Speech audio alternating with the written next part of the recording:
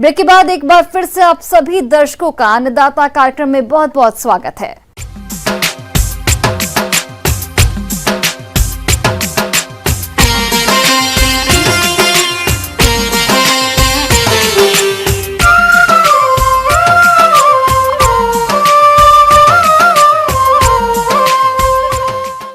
छत्तीसगढ़ राज्य में धान की खेती बड़े पैमाने पर की जाती है, लेकिन सिंचाई के सीमित साधनों के कारण रबी मौसम में कई किसानों के खेत खाली पड़े रह जाते हैं।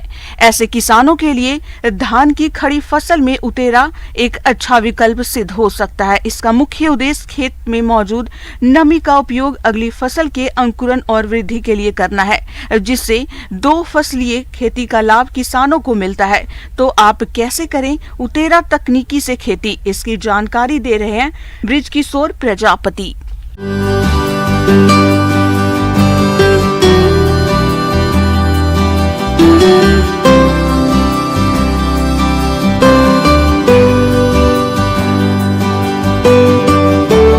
जैसा कि हम सभी जानते हैं कि हमारे देश में सदियों से जो है दोहरी फसल उत्पादन की विभिन्न प्रकार की अनेक कृषि पद्धतियां हैं, और उन कृषि पद्धतियों में से एक जो वर्षा आधारित क्षेत्र जो होते हैं, जहाँ पे कम वर्षा होती है और जहाँ रबी के पानी की उपलब्धता नहीं हो पाती जिन किसानों के पास, तो वहाँ एक पैरा और उतेरा नामक फसल और कृषक पद्धति का कार्य हमारे किसानों के द्वारा किया जा रहा है। किसान भाइयों, उतेरा पद्धति फसलों को पैदा करने की एक ऐसी पद्धति है जिसमें बिना किसी खेती की तैयारी के रबी मौसम में फसलों की बुवाई करके असिंचित अवस्था में पैदा करते हैं। यह पद्धति अधिकतर छत्तीसगढ़, मध्य प्रदेश, झारखंड और बिहार के पहाड़ियों और मैदानों में अपनाई जाती है। फसल उगाने की उतेरा पद्धति सदियों पुरानी है। धान की खड़ी फसल में बालियों के झुके होने पर उतेरा फसल जैसे तिवड़ी या लाखड़ी, मसूर, मूंग, उड़द, अलसी, कुसुम व सूरजमुखी की बोनी कर देते हैं, जिसमें तिवड़ा और मसूर की बोनी सबसे ज्यादा की जाती है। इस फसल को बोनस फसल भी कहा जाता है। इसमें मुख्यतः जो होता है, हमारी जो भूमि में जो नमी होती, उस नमी का उपयोग जो है हम रबी की फसल उत्पादन में करना हमारा सबसे बड़ा उद्देश्य है। और जैसा कि मैं बता दूं, भूमि का चयन आपको किस प्रकार से करना है, तो भूमि हमारी मुख्यतः जो होती है भारी दोमट मिट्टी जो होती है वह उतेरा फसल के लिए बहुत ही अच्छी मानी जाती है। दूसरी चीज़ में यह ध्यान रखना है कि आपकी भूमि में जो है गड्ढे ना हो, मतलब जल भराव की उपस्थिति ना हो, भूमि आपका समतल हो, जिसके कारण अंकुरण के बाद जो है रबी की फसलें जो हैं, जो आगे हम बताएंगे, उसका अंकुरण जो है क्षतिग्रस्त ना हो या किसी प्रकार की बीमारी न लगे। अब दूसरी चीज़ जो है, आपको किस प्रकार का फसलों का इसमें चयन करना यह बहुत ही ज़रूरी होता है। तो सबसे पहले एक जो होती है आधार फसल। आधार फसल वह फसल होती है जो खरीफ के मौसम में उगाई गई है। तो मुख्यतः हमारे यहाँ जो है धान की फसल जो है वो आधार फसल हुई। अब आधार फसल जो है उसके पकने से, या हम बोल सकते हैं उसके फूल आने के 2 हफ्ते के बाद जो है जो पैरा फसल है, उतेरा फसल जो है ठंडी में उगाई जाने वाली, उन फसलों का जो है हम खेत में छिड़काव करना होता है। तो सबसे अभी पर्याप्त समय, जो सबसे अनुकूल समय है, वो अक्टूबर का 15 तारीख जो होता है उससे लेकर आप जो होता है नवंबर तक जो है पैरा उतेरा फसल का छिड़काव अपने भूमि में कर सकते हैं। अब हमें देखना है कि फसल कौन कौन सी हमें उगानी है। पैरा उतेरा फसल के अंतर्गत जो तिलहन फसल है, इसमें जो मुख्य रूप से जो हमारी अभी जवाहरलाल नेहरू कृषि विश्वविद्यालय के द्वारा जो उन्नत किस्म है, जैसे JLS 73 हुआ, JLS 79 हुआ, JLS 66 हुआ, JLS 67 हुआ, इन किस्मों का चयन कर सकते हैं। उसके अलावा जैसे मसूर की फसल है, जो दलहनी फसल है, इस दलहनी फसल में जैसे अभी IPL 316 हुआ, RVL 11-6 हुआ, तो और कोटा मसूर 1 हुआ, यह एक उन्नत किस्म है। इन किस्मों का आप अगर चयन करते हैं तो हमें अधिक उत्पादकता प्राप्त हो सकती है। इसी प्रकार से एक खेसारी दाल होती है जो लेथाइरस कहलाती है, हमारे क्षेत्र में बहुत ही प्रचलित है किसानों के द्वारा। तो उसकी जो छत्तीसगढ़ में मुख्यतः जो है रतन किस्म जो है, यह भी हमारे क्षेत्र के लिए बहुत ही अनुकूलित है। इस किस्म का भी आप चयन कर सकते हैं। तो सर्वप्रथम सबसे बड़ी चीज़ यह होती है कि जो पैरा उतेरा फसल के रूप में जब हम इन फसलों का उपयोग करते हैं तो उसमें 1.5 गुना बीज ज़्यादा उपयोग करना होता है। जैसे एक उदाहरण के लिए मैं आपको बता दूं, जैसे आप लोग जानते हैं कि एकड़ के पीछे जो है अलसी का 8 kg बीज आप लोग उपयोग करते हैं। तो अगर हम 1.5 गुना ज़्यादा बात करें तो मतलब 12 kg जो है आपको प्रति एकड़ की दर से आपको बीज का उपयोग करना होगा। इसी प्रकार से आपको मसूर में और जो हमारी खेसारी दाल होती है उसमें आपको 1.5 गुना आप जो है बीज दर को ज़्यादा उपयोग करें। अब जो हम बीज उपचारित की बात कर ले, क्योंकि जो है अभी हम इसमें खेत की जुताई करके तो बीज को हम छिड़काव करते नहीं हैं, हम खड़ी फसल में उपयोग करना होता है, तो इसमें हमें बीज उपचारित करना बहुत जरूरी होता है। फंगस या कवकनाशी से अगर आप उपचारित करना चाहते हैं, कार्बेंडाजिम के साथ मैंकोजिब नामक मिक्स दवा आती है, जिसकी 2 ग्राम मात्रा प्रति केजी बीज को उपचारित करने के लिए पर्याप्त होता है। ट्राइकोडर्मा जो है हमारा यह जैव उर्वरक जो बोल सकते हैं, तो इसका जो है 5 ग्राम प्रति केजी बीज को उपचारित करने के लिए उपयोग कर सकते हैं। अगर हम दलहनी फसल का उपयोग कर रहे हैं तो 200 ग्राम जो है राइजोबियम जो है दलहनी फसल के लिए 10 केजी बीज को उपचारित करने के लिए पर्याप्त होता है। इसी प्रकार से अगर हम पीएसबी फास्फोरस सॉल्युलाइजिंग बैक्टीरिया का अगर उपयोग करना चाहते हैं तो उसकी भी जो है आप 10 से 15 ग्राम मात्रा जो है प्रति केजी बीज को उपचारित करने के लिए उपयोग कर सकते हैं। और इन उपचारित बीजों को फिर जो है आप खेत में छिड़काव करें खड़ी फसल के अंतर्गत। उतेरा फसल धान की बालियां झुकी होने पर छिड़क कर बुवाई करते हैं, क्योंकि हम जानते हैं कि इस फसल को किसी प्रकार का खाद या उर्वरक देना संभव नहीं हो पाता और इसलिए किसान भाइयों धान की फसल में स्फुर व गोबर की खाद का प्रयोग करने से उतेरा की पैदावार बढ़ जाती है। यदि धान में उतेरा डालते समय 10 किलोग्राम प्रति हेक्टेयर की दर से यूरिया को दिया जाए तो उतेरा फसल की उत्पादकता में वृद्धि हो जाती है। किसान भाइयों, यदि आपके पास धान के लिए पानी उपलब्ध है तथा रबी फसलों के लिए नहीं है तो इस स्थिति में धान की गभोट अवस्था में पानी अस्थायी रूप से निकालकर खेत में दरार लाते हैं। खेत से पानी निकालने के 7 दिन के बाद फिर खेत में 7 दिन तक पानी भर दें। इसके बाद खेत का पानी कम करके उतेरा फसल की बुवाई कर दें। इस प्रक्रिया से उतेरा फसल में खरपतवार भी कम हो जाते हैं और उतेरा फसल की पैदावार भी बढ़ जाती है।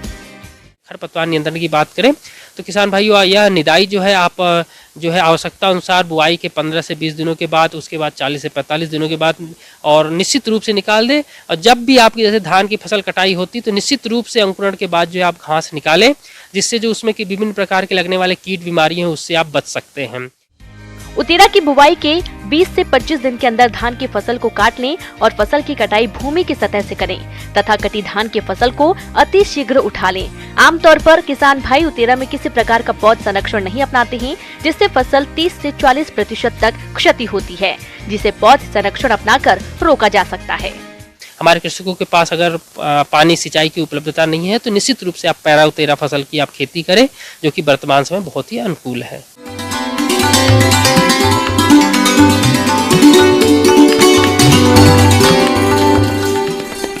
आइए जानते हैं अन्नदाता निःशुल्क फोन के माध्यम से पूछे गए समस्याओं का समाधान।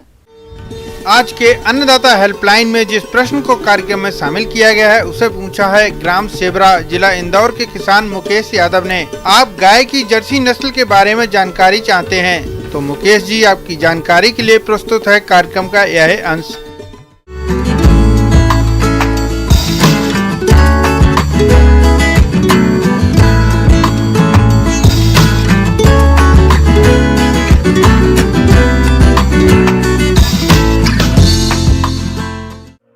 भारतीय संस्कृति में गाय का बहुत ही ऊंचा स्थान है। प्राचीन काल से ही ये भारत की अर्थव्यवस्था की रीढ़ रही है। आजकल भारत में विदेशी गाय बहुत ही लोकप्रिय हो रही हैं। वैसे तो भारत में कई नस्ल की गायें देखने को मिलती हैं और इन्हीं नस्लों में जर्सी गाय भी एक है। दुनिया में सर्वाधिक दूध देने वाली गायों में HF गाय के बाद ये गाय दूसरे नंबर पर है। जर्सी गाय वैसे तो ठंडे इलाकों में ज्यादा पाई जाती है, लेकिन ये अपने आप को मौसम के अनुसार ढाल लेती है, जिसकी वजह से ये गर्म वातावरण के लिए भी अनुकूल बन जाती है और ठंडे वातावरण के लिए भी। जर्सी गाय काले और भूरे रंग के मिश्रण में पाई जाती है। इसका माथा चौड़ा और आंखें बड़ी होती हैं। इसकी औसत ऊंचाई 46 इंच यानी 4 से 5 फीट होती है। ये गाय अन्य गायों की तुलना में थोड़ी छोटी होती है। जर्सी गाय के रखरखाव में और गायों की तुलना में कम खर्च और समय लगता है। अन्य नस्लों की गायों की तुलना में इन गायों का स्वास्थ्य ज्यादा बेहतर रहता है। इसके अलावा ये गाय अन्य गायों की तुलना में दूध का उत्पादन भी बहुत जल्दी करने लगती हैं। ये गाय सामान्यतः प्रतिदिन 20 से 25 लीटर दूध देती हैं और अन्य गायों की तुलना में बहुत अधिक है। अपनी अनेक खूबियों और किसानों के लिए आर्थिक रूप से फायदेमंद होने के कारण ये गाय आजकल डेयरी किसानों की पहली पसंद बनी हुई है। यदि किसान भाइयों आप इस नस्ल की गाय का पालन करना चाहते हैं तो ये गाय अमूमन 40 से 60 हजार रुपए के बीच मिल जाती है। इसकी कीमत और भी कई बातों पर निर्भर करती है, जैसे कि जर्सी गाय की दूध उत्पादन की क्षमता, उम्र और उसका स्वास्थ्य आदि। इन्हीं बातों को ध्यान में रखकर ही कोई खरीदार इसकी सही कीमत का अनुमान लगा देता है। इस तरह किसान भाइयों, आप इन्हीं सब बातों को ध्यान में रखकर यदि जर्सी गाय का पालन करते हैं तो आप इनसे अधिक दूध उत्पादन के साथ अच्छा लाभ भी कमा सकते हैं।